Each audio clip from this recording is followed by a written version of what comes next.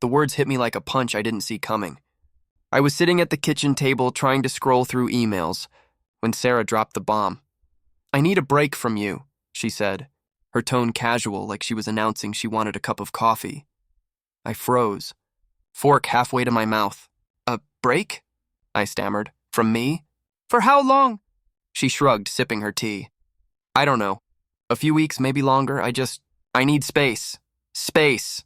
Those 6 letters swirled in my head like a storm. Space from me, from our marriage, from everything we'd built together. I blinked at her, searching her face for some hint of humor, some glimmer that this was a joke. But there was nothing. Only seriousness. "Sarah," I said slowly, trying to keep calm. "Did I do something wrong? Are you unhappy?" She shook her head. "It's not about you. I need to figure things out." I wanted to argue, to beg, to plead, but a strange sense of dread settled in my chest. Something about her tone told me this wasn't just a temporary mood swing. Something told me that her space might not just be about clarity, it might be about someone else.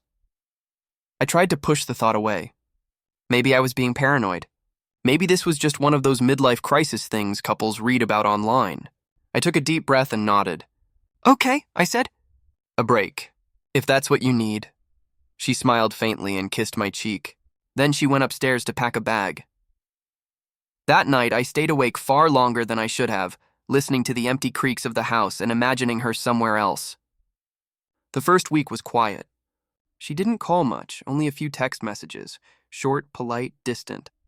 But there was one text that made my blood run cold. "I ran into someone today. We talked.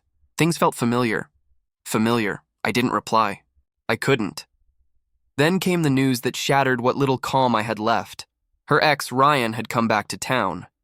He moved away years ago, long before I even met Sarah, and as far as I knew, their breakup had been messy, but final. I didn't hear from her for 2 days after Ryan arrived. I tried to convince myself I was imagining things, that she was just coincidentally seeing an old friend.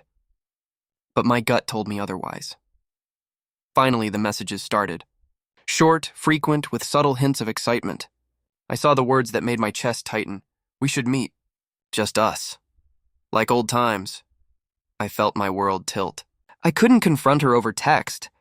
I had to see it for myself, so I borrowed a friend's truck, parked a block away from the little cafe downtown, where I knew Ryan liked to grab coffee, and waited.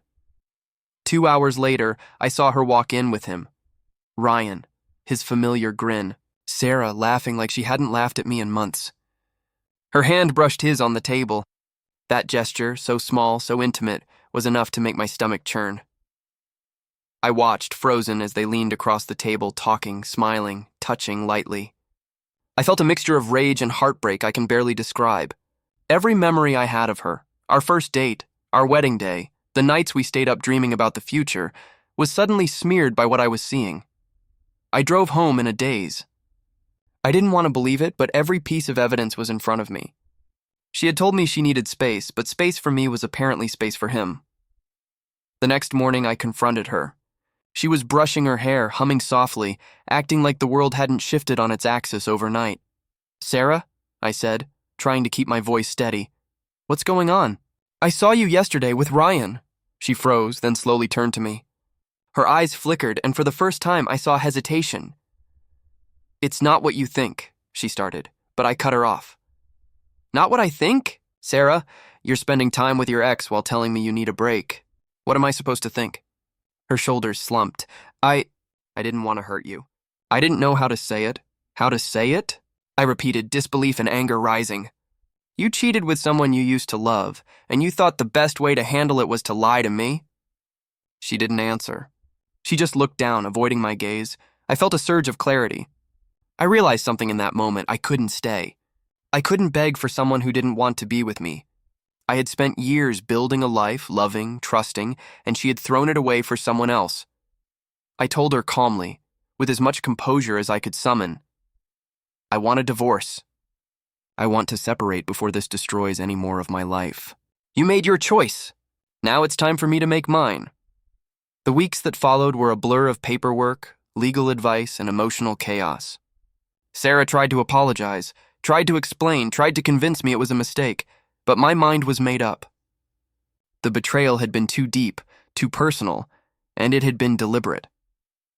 Ryan, for his part, acted as if nothing had changed. But I didn't care.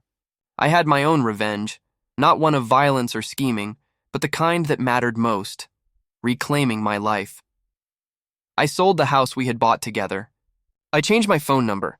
I blocked both of them on social media. Every item that reminded me of her, every photograph, every little memento, was either donated, recycled, or boxed away.